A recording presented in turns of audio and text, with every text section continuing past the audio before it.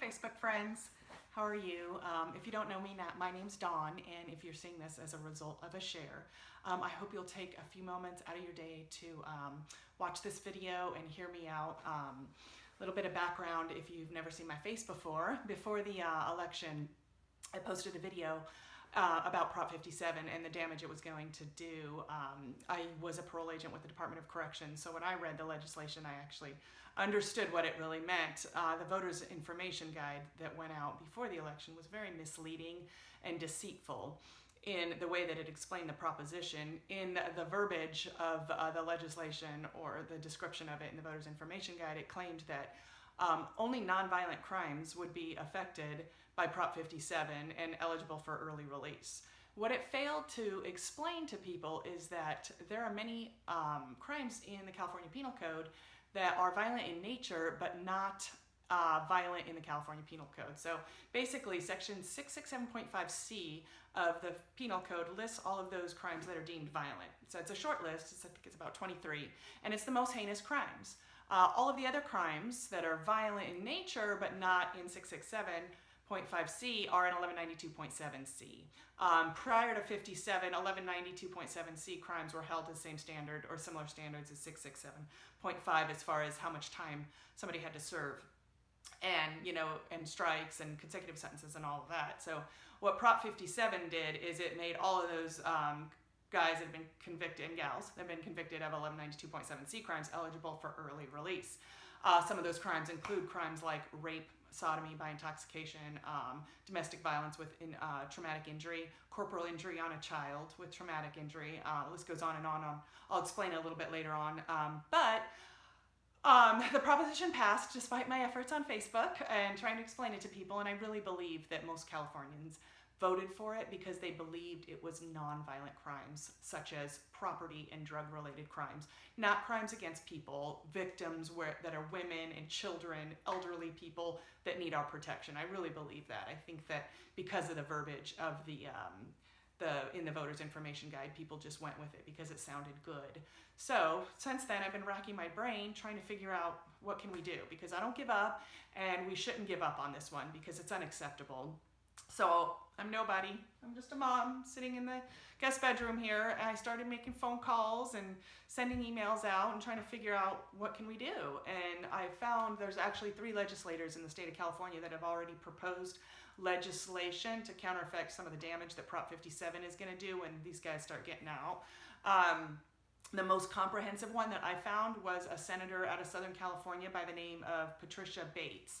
And her Senate bill is Senate Bill number 75. So that's what this is about. Senate Bill 75. I'm asking for your support on change.org. I'm asking for you to sign it and support it. I'll put the link to Senate Bill 75 on here. I'll put the link to the change.org petition on there. But basically what she's doing with Senate Bill 75 is trying to reclassify certain crimes that are in 1192.7 over to 667.5, actually creating a new subsection. It would be subsection D. So the 667.5C crimes would still be as is.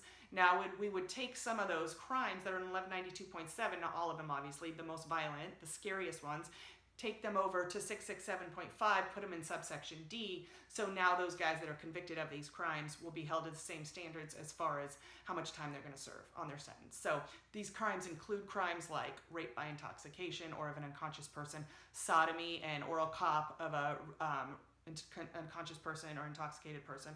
Like I said, domestic violence and child abuse with traumatic injury, assault with a deadly weapon, many firearms violations that aren't in there. What are some other ones? I'm looking on the computer here to help you out. Human trafficking involving a minor, which is pimping out little girls, and I get upset every time I start talking about children. It just bothers me a lot.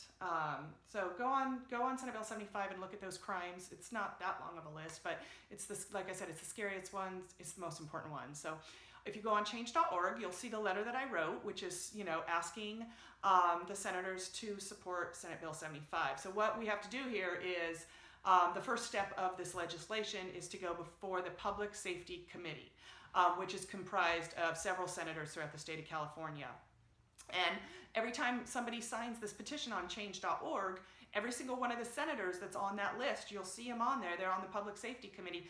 They are going to get a copy of that letter that says, we, the people of the state of California, your name will be on there. We support Senate Bill 75. We want it passed. We want you to push it forward. This is something tangible that we can do besides just complaining to our friends. This is something that we can hopefully get behind and push forward as a community, as the people of the state of California. You might not live in an area that's affected by violent crime, but many people do. And it's important that we protect everybody. When we start re-victimizing women and children and people that are, unable to take care of themselves, we had a real big problem here in California. So please support this bill. Think about what it means. It just will take a few minutes out of your time.